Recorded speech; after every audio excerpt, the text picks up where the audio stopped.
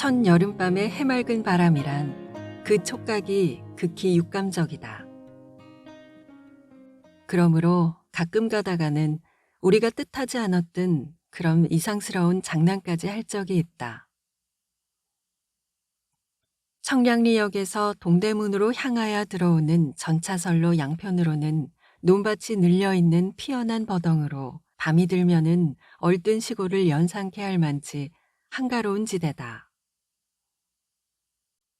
더욱이 오후 11점을 넘게 되면 자전차나 구름구름아 혹은 어쩌다 되는 대로 취하야 비틀거리는 주정군 외에는 인적이 끊기게 된다. 휑하게 터진 평야는 그대로 암흑에 잠기고 보는 사람으로 하여금 허전한 고적을 느끼게 한다. 그리고 어디서부터 불어오는지 나긋나긋한 바람이 연한 녹엽을 쓸어가며 옷깃으로 스며드는 것이다. 이런 배경에서 마치 자다가 눈부신 사람 모양으로 꾸물거리며 빈 전차가 오르내린다. 왜냐면 기차 시간대나 또는 손님이 많은 때라면 물론 승객으로 차복이 터질 지경이나 그렇지 않고 이렇게 늦어서는 대개가 공차다. 이 공차가 운전수 차장 두 사람을 싣고 볼일 없이 왔다 갔다 하는 것이다. 전차도 중앙지에 그것과 되면 모형도 구식이려니와 동작조차 지배를 여실히 받는다. 허나 전차가 느린 것이 아니라 실상은 그놈을 속에서 조종하는 운전수가 하품을 하기에 볼일을 못 본다. 그뿐 아니라 자칫하면 숫째 눈을 감고는 기계가 기계를 붙잡고 섰는 그런 병괴까지 있는 것이다. 그러면 차장은 뒷칸에서 운전수 봅지 않게 경쟁적으로 졸고 섰는 것이 통례다. 내가 말하는 그 차장도 역시 팔짱을 딱 찌르고 서서는 한창 졸고 있었다. 새벽부터 줄창같이 표 찍읍쇼. 표 안 찍으신 분 표 찍읍쇼. 이렇게 단연간 오여오든 똑같은 소리를 질러가며 돌아다니기에 인둘리어 정신이 얼떨떨했을 게다. 게다가 솔솔 바람에 뺨이 스치고 봄에는 압축되었던 피로가 고만 오짝 피어올랐을지도 모른다. 차가 뚫뚫뚫뚫 가다가 우뚝 서면 그는 눈도 뜨지 않고 신호줄만 흔드는 이골란 차장이었다. 하기야 동대문으로 향하여 올라가는 종차이니까 얼른 차고에 부려놓고 집으로 가면 고만이다. 영도사오구 정류장에 다다랐을 때 여전히 졸면서 발차 신호를 하자니까 여보, 사람 안 태요? 하고 뾰로진 소리를 내지르는 사람이 있다. 여기에는 맑은 정신이 안 날 수 없었는지 다시 차를 세놓고 돌아보니 깡뚱한 머리에 단기를 들인 17, 8 되어 보이는 여학생이 허둥지둥 뛰어오른다. 그리고 금년에 처음 입학한 듯 싶은 사각 모자에 말쑥한 세로 양복을 입은 청년이 뒤따라 올라온다. 그들은 앉을 생각도 안 하고 손잡이에 맞붙어 서서는 수군수군 하다가 한 번은 예약이나 한 듯이 서로 삥긋 웃어 보이고는 다시 소군거리기 시작한다. 이걸 보면 남매나 무슨 친척이 되지 않는 것만은 확실하였다. 다만 젊은 남녀가 으슥한 교회로 산책하며 여지껏 자미스러운 이야기를 맘껏 짓거렸으나 그래도 더 남았는지 조금 뒤에 헤어질 것이 퍽 애석한 모양이었다. 그러나 차장에게는 그 사정쯤 알 것이 없고 도리어 방해자에게 일종의 반감을 느끼면서 콘도라통에 기대어 다시 졸기로 하였다. 그리고 머릿속에는 이따 냉면 한 그릇 먹고 가서 푹신한 자기의 침구 위에 늘어지리라는 그런 생각이 막연히 떠오를 뿐이었다. 신설리 근방을 지났을 때까지도 차장은 끄떡거리기에 여념이 없었다. 표 찍어주세요. 여보세요. 이 표 안 찍어줘요? 색 씨가 돈을 내대고 이렇게 요구를 하였으나 그래도 차장은 눈 하나 떠블려지 않으므로 아니 여보, 표 안 찍어? 이번에는 사강모가 무색해진 색 씨의 체면을 세우기 위하여 위험 있는 어조로 불렀으나 그래도 역 반응이 없다. 표는 안 찍고 졸고만 있으면 어떡해? 어젯밤은 새웠나? 그만두구려. 이따 그냥 날이지. 그들은 약간 헤어진 자존심을 느끼면서 이렇게들 뚜덜거리지 않을 수 없었다. 차장은 비록 눈은 감고 졸고 있었다 하더라도 이런 귀거친 소리는 다 들을 수 있었다.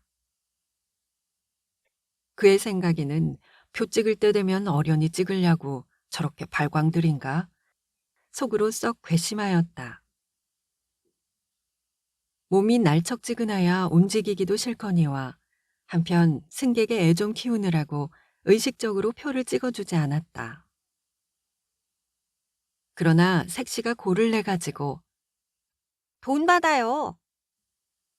거반 악을 쓰다시피 하는 데는 비위가 상해서라도 그냥 더 참을 수가 없었다. 그리고 그들도 이때 표만 찍어받지 않았더라면 아무 봉변도 없었을지 모른다. 차장이 어실렁 들어와서 하품을 한 번 터치고는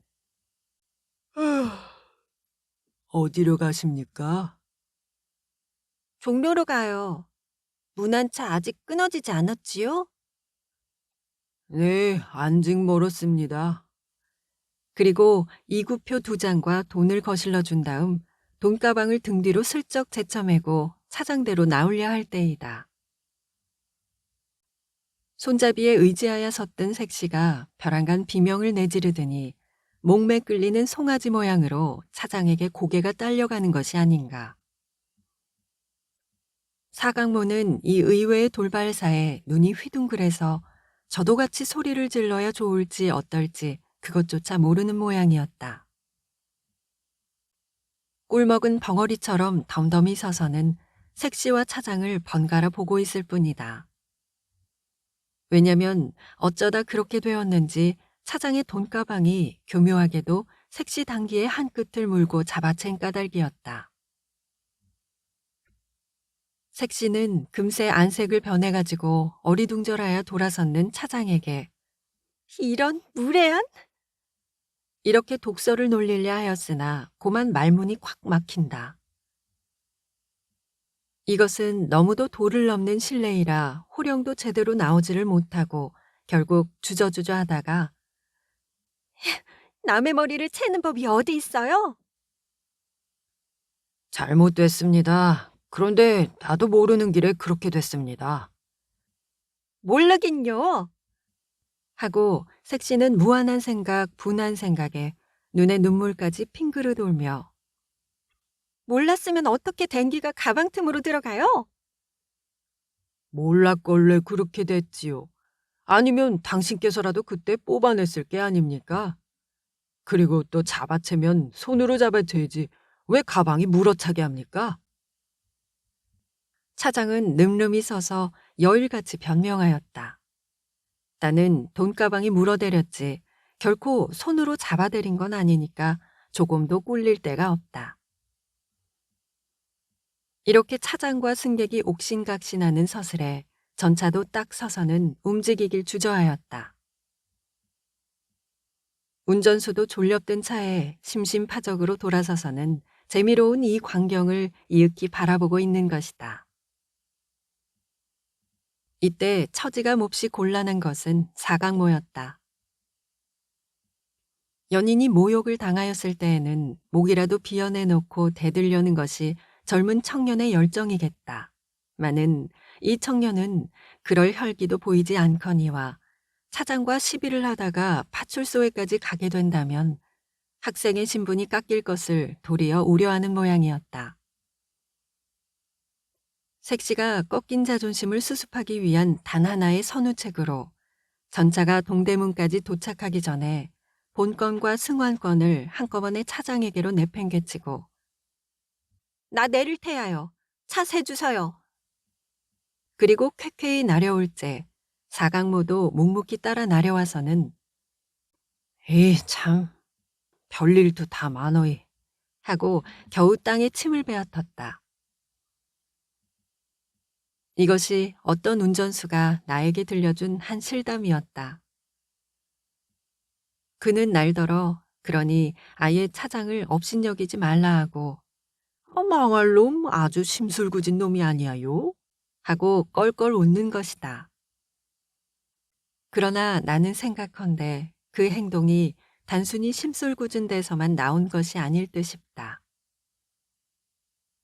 물론 저는 새벽부터 밤중까지 시달리는 몸으로 교회로 산보를 할 수 있는 젊은 남녀를 볼 때 시기가 전혀 없을 것도 아니요. 또는 표 찍고 종치고 졸고 이렇게 단조로운 노동에 있어서 때때로 유머나마 없다면 울적한 그 감정을 조절할 길이 없을 것이다. 하지만 그보다 더 큰 이유를 찾는다면 그것은 이성에 대한 동경과 애정의 발로일는지 모른다. 누군 말하되 사랑이 따르지 않는 곳에는 결코 참된 미움이 성립되지 못한다 하였다.